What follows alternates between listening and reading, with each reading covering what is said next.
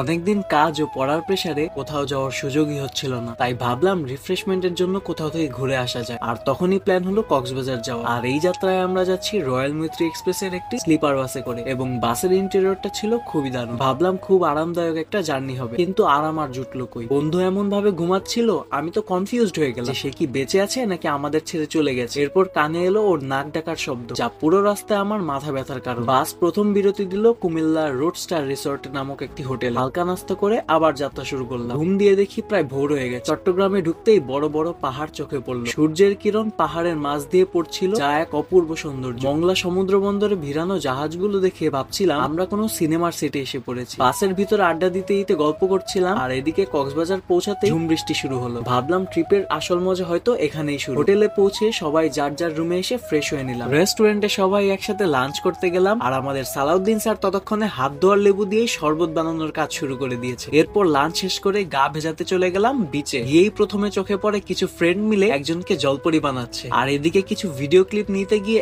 1 মিনিটের জন্য আমার স্লাইডস খুলে রাখলাম। এর মধ্যে কোন এক বান্দা এসে আমার জুতো জোড়া চুরি করে উধাও। তখন আমার বন্ধু মজা নিচ্ছিল, তাই আমিও ফাপড় মারলাম যে বাইরে যে কোনো দোকানে আমার নাম বললেই 1 বক্স স্লাইস দিয়ে দিবে। কিন্তু এরপরেই ঘটলো আসল অঘটন। বন্ধুকে ভিডিও করে দেওয়ার সময় আমার ক্রস ব্যাগ থেকে তাদের দুইজনের ফোন এবং আমার পাওয়ার ব্যাংক সমুদ্রের পানিতে পড়ে যায়। তবু আমাদের কোনো খেয়াল ছিল না। আর তখন এই ভাই দৌড়ে এসে খেয়াল না করাই দিলে সেদিন নিঃস্ব হয়ে যাওয়া লাগতো। তারপর সবকিছু সেফ মতো রেখে অনেকক্ষণ সমুদ্রে গা ভেজানোর পর হোটেলে ব্যাক করলাম এবং ভাবলাম সি ফুড ট্রাই করতে যাব। আর তখন দেখি তাদের দুইজনের ফোনই অন হচ্ছে না, কারণ ভিতরে লবণাক্ত পানি ঢুকে গেছে। তখন কাছে এক মোবাইল মার্কেটে রাত 11টা পর্যন্ত দীর্ঘ চেষ্টা করার পর ফোন দুটো ঠিক করা গেছে। ততক্ষণে আর কোনো ভিডিও করার মানসিকতা ছিল না। তারপর এসে সবার আগে একটু মালাই চা খেয়ে শরীরকে চাঙ্গা করে নিলাম, এবং কিছুক্ষণ পর রেস্টুরেন্টে গিয়ে ডিনার সেরে নিলাম। এরপরেই চলে গেলাম বিচে রাতের সমুদ্র উপভোগ করার জন্য। আর সমুদ্রের সেই গর্জন শোনার পর সারা দিনের সকল ক্লান্তি ও ঝামেলা নিমিষেই দূর হয়ে গেল। আর এভাবেই কেটে যায় আমাদের কক্সবাজারের প্রথম দিন। আর দ্বিতীয় এবং তৃতীয় দিনের ভিডিও দেখার জন্য